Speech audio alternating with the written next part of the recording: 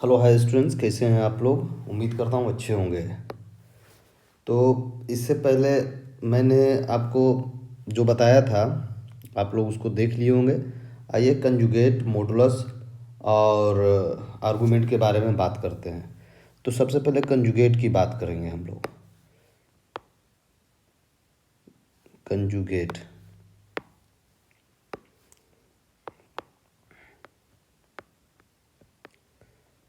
Conjugate के बारे में बात कर रहे हैं।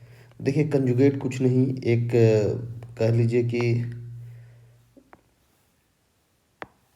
ये एक पॉइंट है यहाँ पे, और ये जेड है। जेड एक कोई कम्प्लेक्स नंबर है, एक्स प्लस आयोटा वाई। इसका डिस्टेंस हमारा यहाँ से क्या होगा, इसका डिस्टेंस यहाँ से हमारा क्या होगा। तो हम लोग किस चीज़ के बात कर रहे हैं, कंजुगेट की बात कर रहे हैं। तो देखिए इसका डिस्टेंस यहाँ से यही मेरा कंजुगेट हो जाएगा। हम लोग किसकी बात कर रहे हैं, कंजुगेट नहीं, ये इसको हम अगर छोड़ दें कंजुगेट, इसको इस तरह से कहें तो यहाँ से ये इसका क्या होगा, कंजुगेट हो जाएगा ये पॉइंट यहाँ से। तो इसका ये जो कंजुगेट, ये जितना डिस्टेंस पर यहाँ से यहाँ है उतना ही डिस्टेंस पे इधर होगा। तो ये एक समझ लीजिए कि ये मिरर है। तो ये वाला पॉइंट, ये वाला पॉइंट इसका ये कंजुगेट है, ये इसका कंजुगेट है। तो एक्स माइनस आयोटा हो जाएगा यहाँ पे, एक्स माइनस आयोटा। कैसे, ज़रा समझिएगा। अब इसको ज़रा समझिएगा, ये आपका ये है, तो यहाँ पे कोई पॉइंट वो एक्स और वाई होगा, ठीक है। तो ये जेड है, तो जेड अगर मेरा इसमें दोनों प्लस में है तो हम जेड की वैल्यू एक्स प्लस आयोटा लिखेंगे।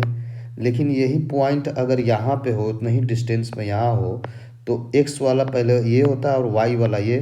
तो इसका डिस्टेंस आपको, तो डिस्टेंस तो हमेशा पॉजिटिव होता है, तो y तो पॉजिटिव होगा। लेकिन ये पॉइंट आपका y एक्सिस ये जो होगा y एक्सिस, ये नेगेटिव है, तो ये तो माइनस में होगा।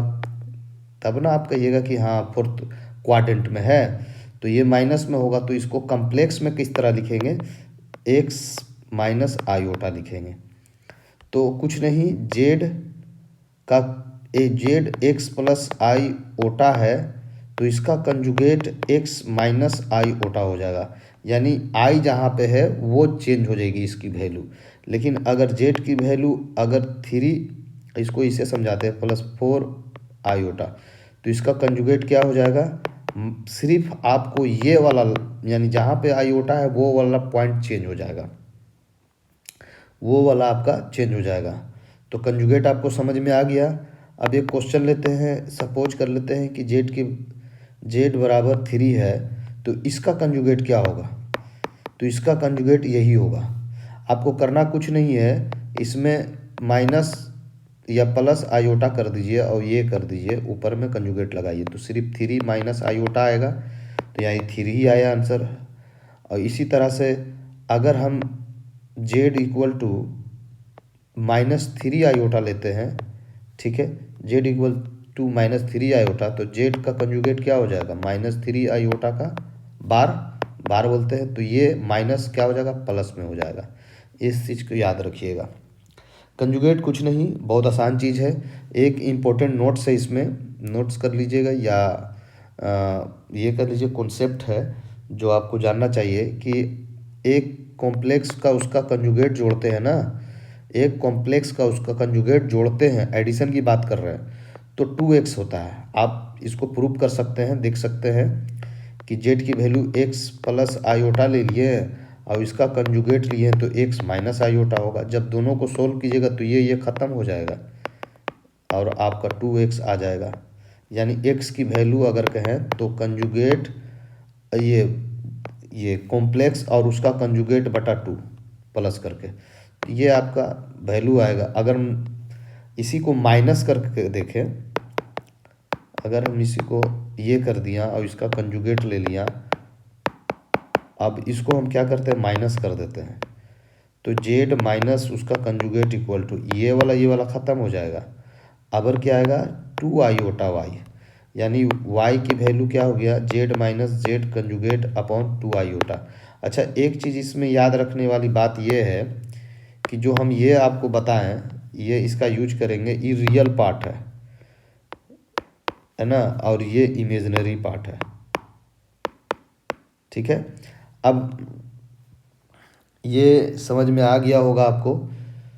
तो अब हम लोग अगर एक कुछ इसमें और भी कॉन्सेप्ट है, जैसे देखिए अगर जेड का कंजुगेट अगर जेड कहीं मिलता है, ऐसा कंडीशन तभी हो सकता है जब जेड आपका प्योरली रियल वैल्यू होगा, जेड इज प्योरली रियल होगा।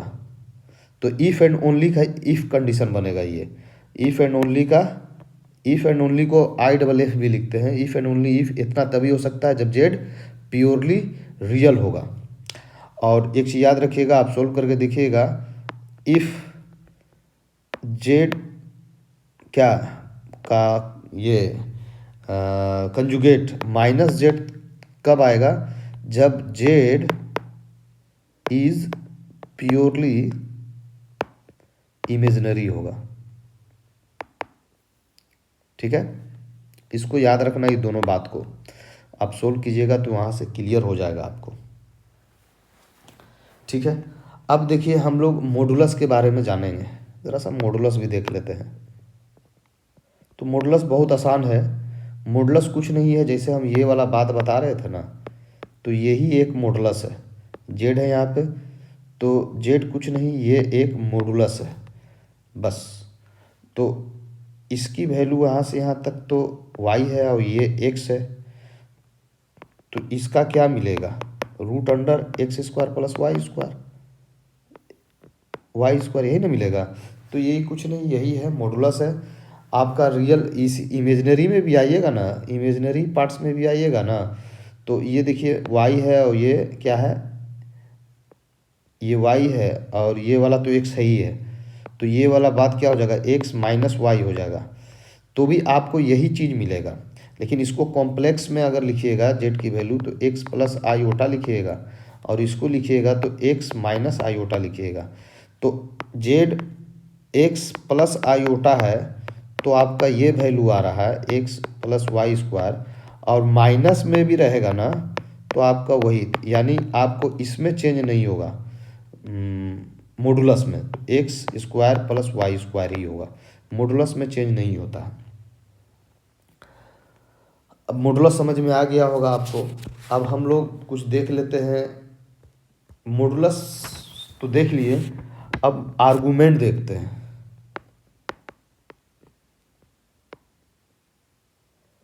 आर्गुमेंट देखते हैं। अच्छा, आर्गुमेंट को एक नाम से और भी जानते हैं, उसको बोलते हैं अम्पलीट्यूड। अम्पलीट्यूड बोलते हैं ऑफ कॉम्प्लेक्स नंबर। ठीक है, तो ये क्या है, इसको ज़रा समझ लेते हैं। इसको समझने के लिए कुछ आपको हम और भी चीज़ें बता दें। ये आप पहले से जानते हो कि इसमें प्लस प्लस होता है फर्स्ट क्वाड्रेंट में। पहले एक्स वाले को देखते हैं तब वाई वाले को देखते हैं। तो पहले एक्स माइनस है, उसके बाद वाई। इस घर, ये घर अलग है, ये घर अलग है, ये घर अलग है, ये एक एक घर है 90-90 डिग्री का। तो ये आपको मिलेगा। इसमें माइनस माइनस दोनों हो जाएगा, एक्स वाला पहले लेंगे, पहले एक्स वाला लेंगे, उसके बाद वाई वाला लेंगे। ठीक है, तो ये बात आपको समझ में आ रहा है। तो इसी तरह से एक बात हम बताते हैं, देखिए यहाँ से यहाँ तक का डिस्टेंस क्या है, 90 डिग्री होता है। हर एंगल आपका 90 डिग्री का है। आपको ये बात समझ में आ रहा है। तो हम अभी मान लेते हैं कि ये जो मेरा डिस्टेंस है, इसको हम मान के चलते हैं कि ये भी, ये यहाँ से ये जो है इसमें कोई लाइन पार कर रहा है, तो ये पॉजिटिव डायरेक्शन में थीटा बनाएगा। ठीक है, इधर बनाएगा आपको, ये यहाँ से आता क्या बनाएगा तब। तो इसको समझने के लिए आपको इस तरह से हम समझा देते हैं कि सपोज कर लें कि फर्स्ट क्वाड्रेंट में कुछ भी बनेगा तो वो थीटा होगा, जो भी एंगल होगा देख लेंगे।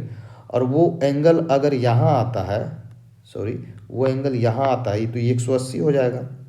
यहाँ 0 होगा, यहाँ 90 होगा, पाई/2 होगा, यहाँ पाई होगा, और यहाँ 27 डिग्री यानी 3 पाई/2 हो जाएगा। यानी 9×27, हाँ 3π/2 हो जाएगा। ठीक है, तो आपको ये समझ में आ गया। अब फिर आप नेक्स्ट में यहाँ आइएगा तो यहाँ 2π हो जाएगा। तो इस बात को अब हम लोगों को अच्छा से समझना है। तो पहला वाला थीटा है, तो पहला वाला थीटा जैसे ही इस एंगल में आएगा तो इस लाइन को तो पार नहीं करेगा, ये वाला लाइन को तो पार नहीं करेगा, ये वाला लाइन को, तो इसी में रहेगा।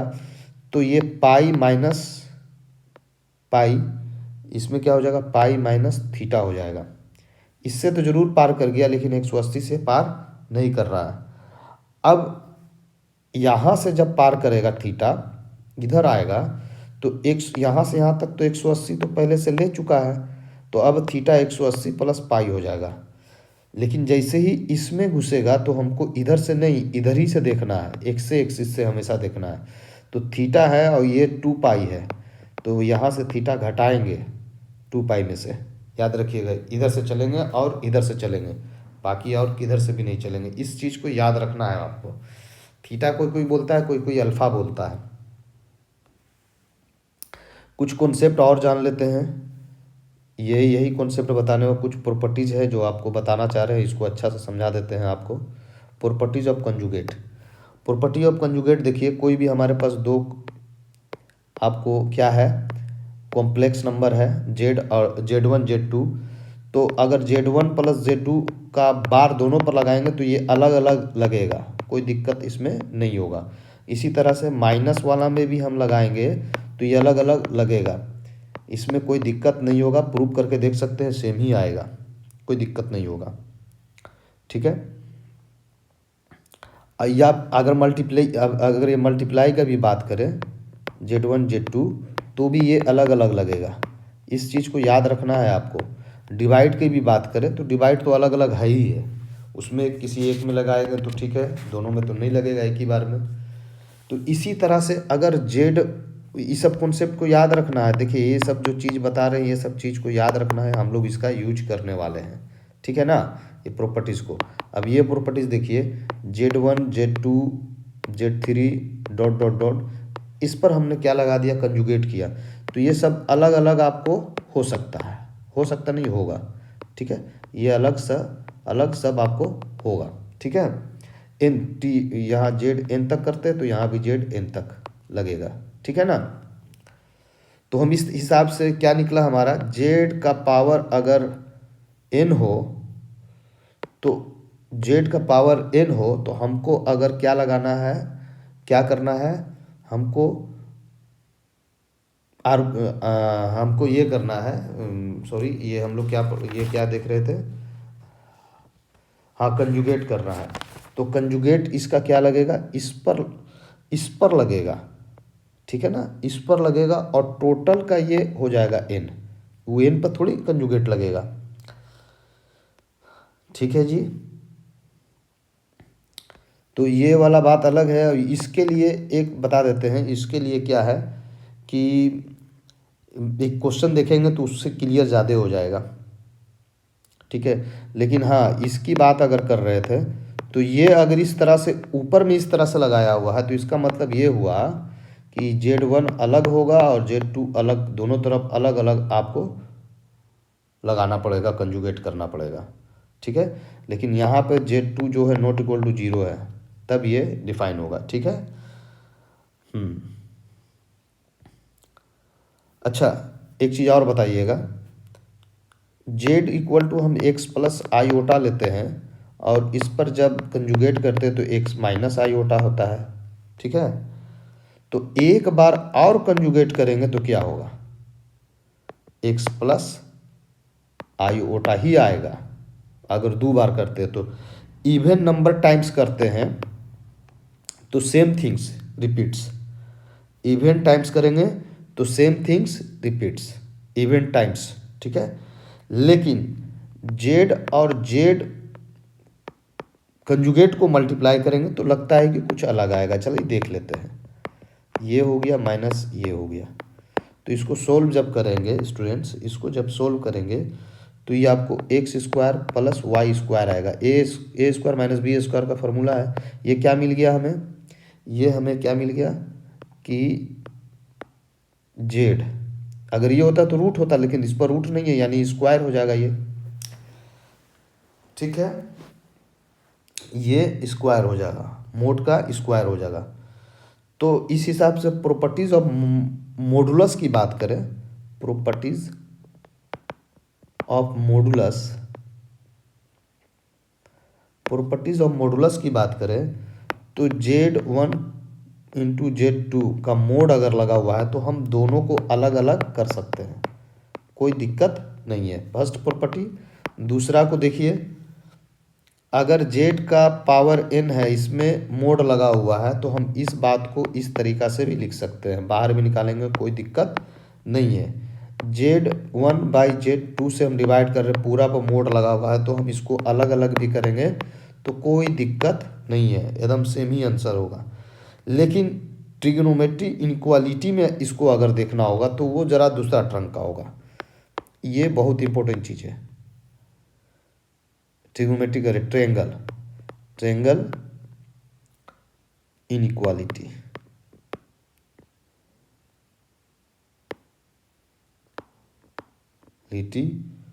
ला, ट्रायंगल इनइक्वालिटी ला जरा समझ लीजिए। कोई दो, क्या है ये, कॉम्प्लेक्स नंबर है, इसका अगर मोड लगाते हैं तब ये इनइक्वालिटी में लेस देन इक्वल टू होगा अलग अलग, याद रखिएगा, लेस देन इक्वल टू होगा अलग अलग।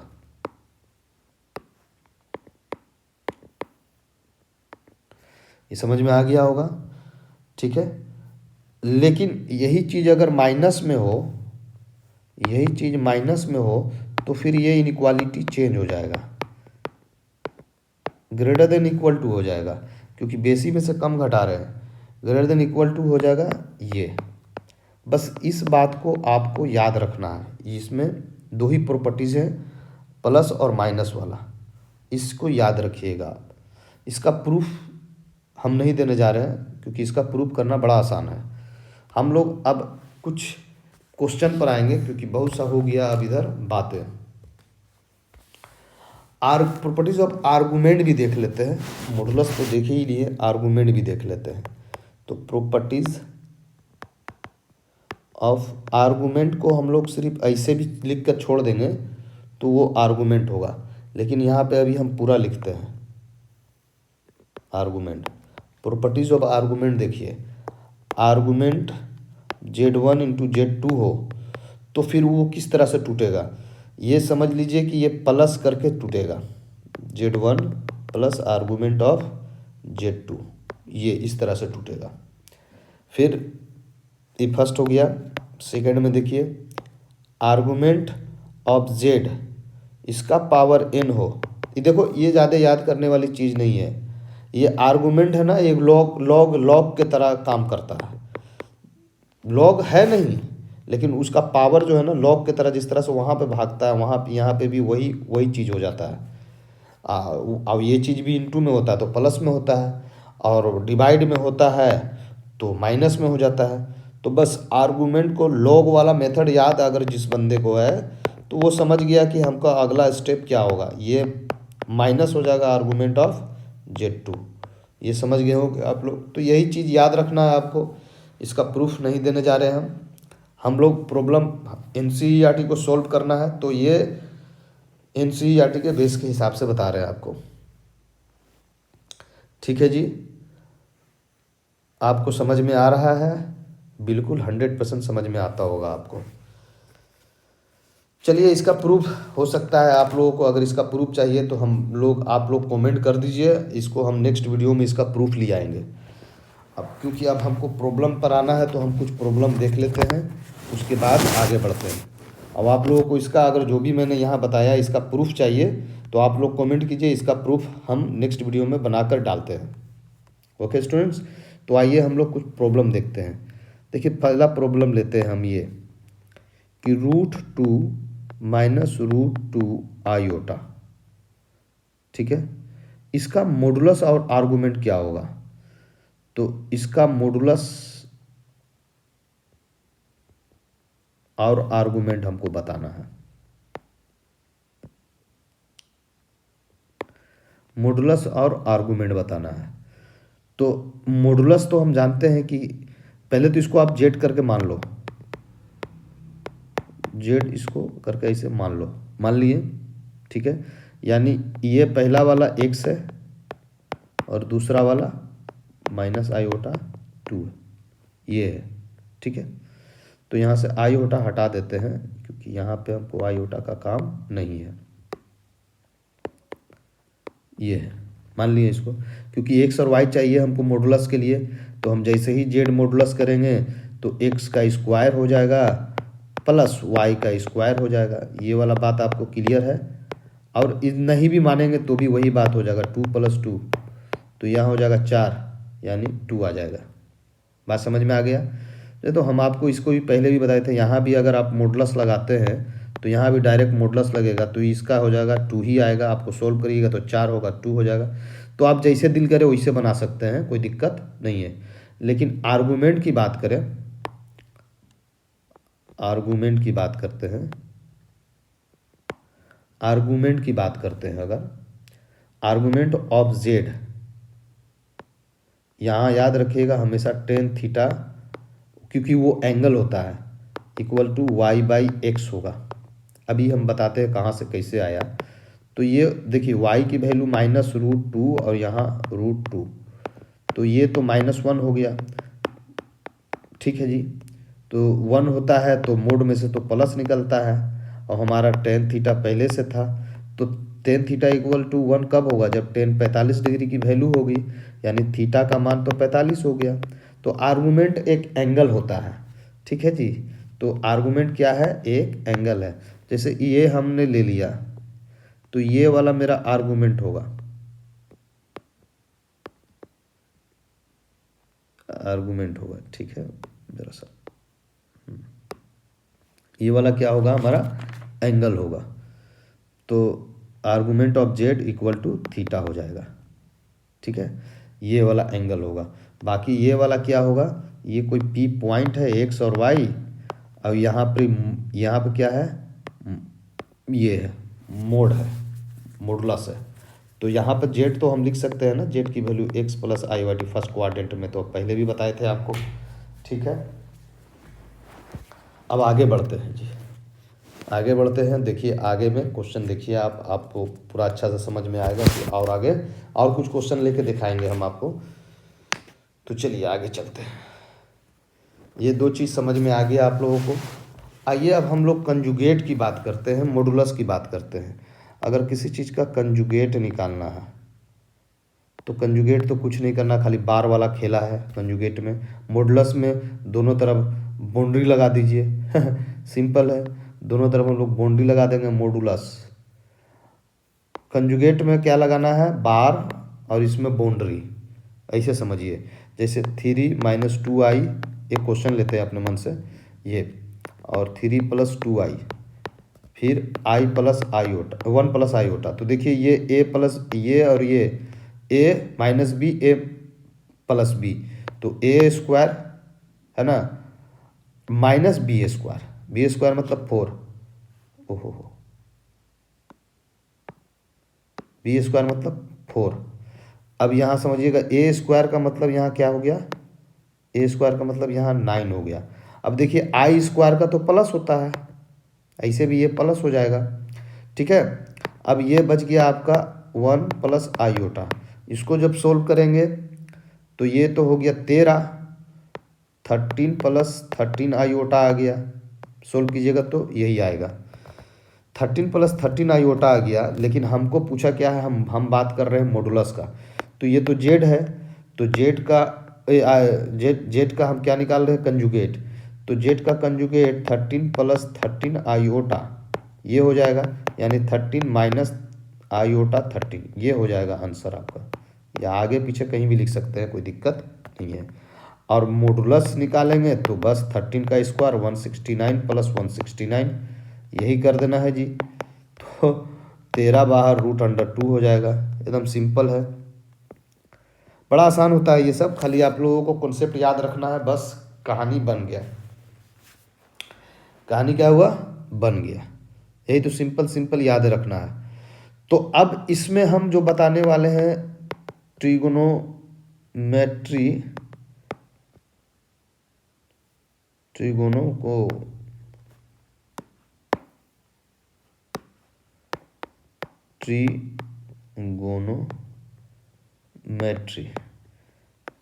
ट्रिगोनोमेट्री फंक्शन के बारे में बात करेंगे, क्योंकि ट्रिगोनोमेट्री फंक्शन पर बहुत सा मॉडुलस, प्रिंसिपल वैल्यू, आर्गूमेंट है, ये सब हम लोग देखेंगे। तो ये आते हैं नेक्स्ट वीडियो में। इस वीडियो में बस इतना ही स्टूडेंट्स, फिर मिलते हैं नेक्स्ट क्लास में। Okay students, bye bye.